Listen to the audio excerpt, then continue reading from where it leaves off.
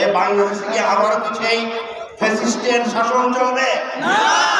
অনুরূপ শাসন কি আবার চলতে পারে? এখানে কি আবার চাঁদাবাজি, আবার লুটপাট, আবার ভূমিদস্যু, আবার মানুষের অত্যাচার, মানুষের উপরে জুলুম, এটা কি আবার চলতে পারে?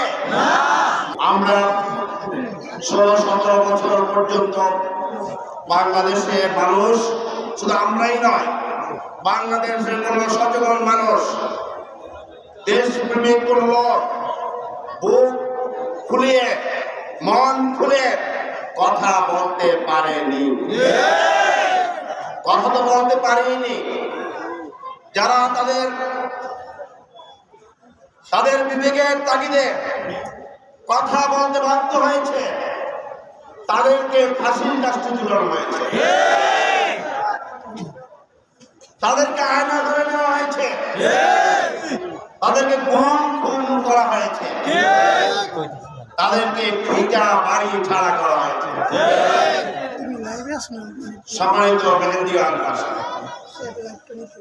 আল্লাহর অশেষ মেহেরবানিতে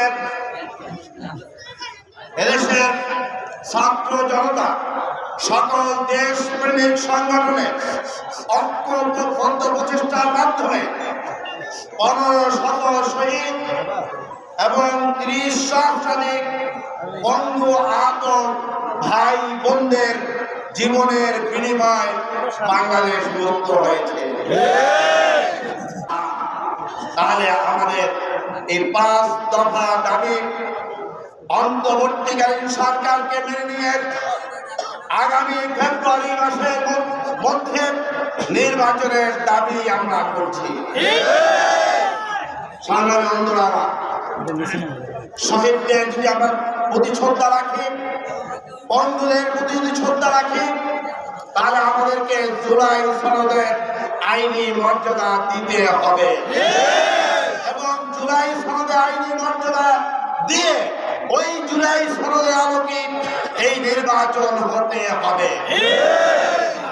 আমরা সচেতনভাবে লক্ষ্য করছি অতীতের সকল নির্বাচনগুলোতে যখনই নির্বাচন আসে তখনই ওই নির্বাচনের জন্য বাণিজ্য হয়, কালো টাকার খেলা হয়, দখল বাণিজ্য হয়, সেন্টার দখল হয়, ভোট ডাকাতি হয়, কালো টাকা দিয়ে ভোটকে ভিন্ন খাতে প্রবাহিত করা।